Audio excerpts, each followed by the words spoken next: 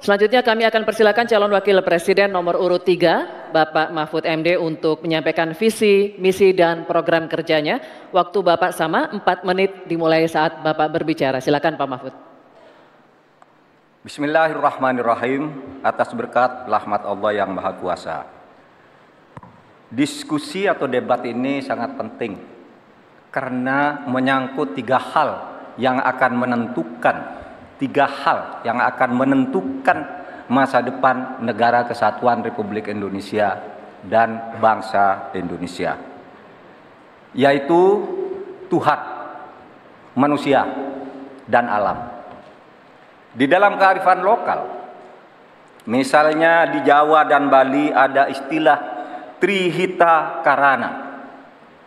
Di Sunda, Jawa Barat ada Tritangtu, 3. Ada Trinitas, Trisakti, dan sebagainya.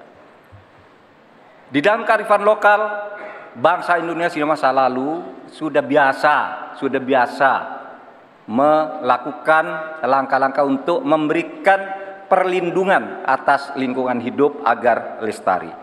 Bahkan konstitusi kita juga menyatakan bahwa sumber daya alam itu harus dikelola dan digunakan untuk sebesar-besar kemakmuran rakyat. Saudara, sumber daya alam kita sangat kaya, tapi pangan belum berdaulat. Petani makin sedikit, lahan pertanian makin sedikit, tapi subsidi pupuk makin besar. Pasti ada yang salah. Petaninya sedikit, lahannya sedikit, kok subsidinya setiap tahun naik? Pasti ada yang salah.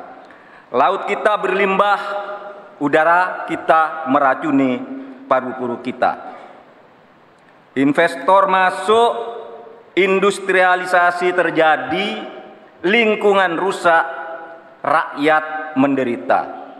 Kemudian sumber daya alam menjadi sumber sengketa di antara rakyat dengan rakyat, antara pemerintah dengan pemerintah.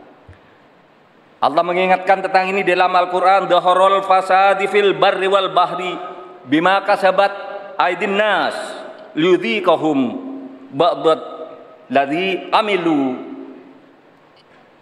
Telah terjadi kerusakan di bumi karena tingkah laku manusia di darat dan di laut. Ini ditunjukkan oleh Allah agar manusia sadar bahwa mereka telah merusak alam di negaranya yang dikuasai seharusnya oleh bangsanya. Saudara, saya katakan ini tidak mudah, tapi hanya 2 kuncinya, komitmen dan keberanian.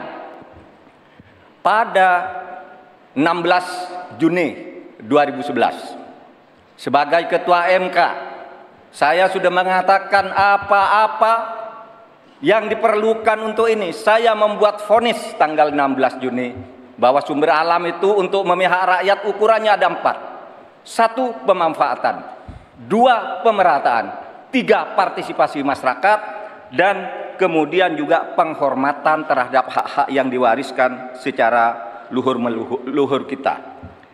Kami akan gunakan 4 tolok ukur itu.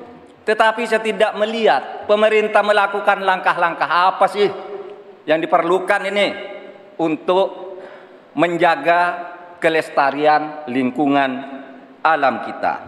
Maka kami punya program petani bangga bertani di Laut Jaya, nelayan sejahtera. Jangan misalnya seperti food estate yang gagal dan merusak lingkungan. Yang benar aja, rugi dong kita. Terima kasih. Assalamualaikum warahmatullahi wabarakatuh.